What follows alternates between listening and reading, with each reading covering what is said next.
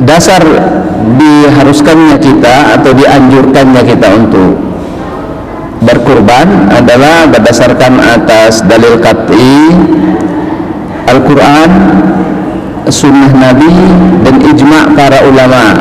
Ya, kita lihat dulu bagaimana berdasarkan Al-Quran. Al-Quran ada 2 ayat yang tegas-tegas memerintahkan. Pertama, ayat dalam surat Al-Kautsar, fasholli li rabbika wanhar, maka salatlah engkau Muhammad kepada Tuhanmu dan berkurbanlah. Dan Nabi Muhammad SAW wajib kurban, wajib. 3 yang diwajibkan Allah Subhanahu wa taala kepada Nabi Muhammad SAW, di mana pada umat ini tidak wajib. Ya. Secara umum tidak wajib, terutama kurban, yaitu salat witir wajib pada Nabi, kalau kita sunnah. Salat duha wajib pada Nabi, kalau kita sunnah. Berkurban wajib pada Nabi, pada kita sunnah, tapi ada juga yang mengatakan wajib. Nah, nanti kita lihat. Baik, kalau ayat yang lain adalah wal budna ja'alnaha lakum min sya'airillah, surat Al-Hajj, dan onta-onta atau sapi-sapi adalah telah ditetapkan pada kalian menjadi syiar-syiar Allah Subhanahu wa taala. Jadi syiar Allah ada pada binatang yang disembeli, yang tidak disembeli belum. Disembeli karena Allah, menjadi syiarnya Allah. Ya.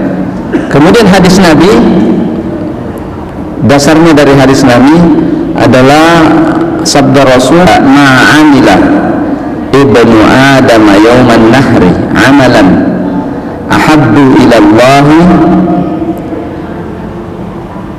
ta'ala min iraqati dam. Tidak ada satu amalan dari anak cucu Adam pada hari penyembelihan yang lebih dicintai dari Allah, di sisi Allah Subhanahu wa taala, selain menumpahkan darah, yaitu berkurban. Banyak amalan dikerjakan pada hari itu, bersedekah, termasuk diantaranya sholat Idul Adha. Tapi yang mana menempati kedudukan yang paling tinggi adalah berkurban. Walaupun salat Idul Adha adalah sunnah muakkad juga sangat penting. Innaha la ta'ti yaumal qiyamati biquruniha wa adlafiha wa asy'ariha.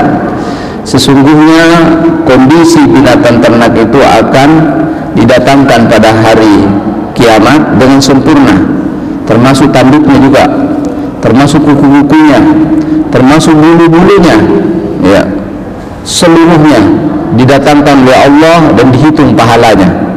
Subhanallah.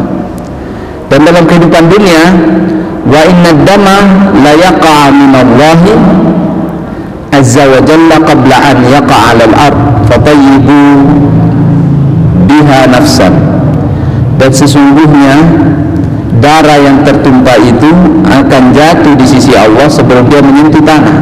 Jadi mampir dulu di suatu tempat yang dia menorehkan pahalanya, dia menuliskan pahalanya, dia menegaskan pahalanya di sisi Allah sebelum jatuh ke tanah. Luar biasa cepatnya penulisannya itu. Dan kalau sudah tertumpah darah itu, selesai sudah kurbannya. Begitu sudah disembelih, selesai sudah kurbannya. Urusan dagingnya, makan, apakah dimakan atau tidak, atau disedekahkan, itu urusan berikutnya. Bapak sudah selesai. Begitu disembelih, selesai, sempurna, selesai di sisi Allah. Mau makan boleh, ya. Mau dibagi-bagi boleh, mau dititip siapapun itu juga boleh. Yang penting sudah selesai. Ya, seperti itu. Baik. Fatayyibu biha nafsa, maka perbaikilah jiwamu hai umat muslim. Baik. Kemudian para ulama berijma. Apa itu ijma? Sepakat, tidak ada satupun yang membantah. Kalau ada satu membantah berarti tidak ijma. Nah, ini ada status hukum dalam Islam yang tinggi sekali. Setelah Al-Quran, hadis, ada ijma. Ijma itu tidak ada satu yang membantah. Dan itu status hukum tinggi sekali. Seluruhnya sepakat, seluruh ulama sepanjang zaman. Bahkan dikatakan di sini umat muslim juga, umat Islam juga berijma. Hebatnya ini. Ada satu urusan di mana orang Islam semuanya sepakat bahwa ini disyariatkan. Apa itu? Kurban. Hadis Nabi sallallahu alaihi wasallam yang menegaskan hal itu dan dimengerti oleh orang. Ketika seorang muslim ditanya bagaimana itu kurban, disyariatkan di dalam Islam. Semua sepakat. Ada yang membantah tidak disyariatkan? Tidak ada. Semua yang mengatakan ini adalah perbuatan syariah. Kalau dikerjakan insyaallah dapat pahala. Lughatul Qur'an wa khairi nabi suknaha ar-ruh kama ummi. Lughatul Qur'an wa khairi nabi سكناها الروح كما أمي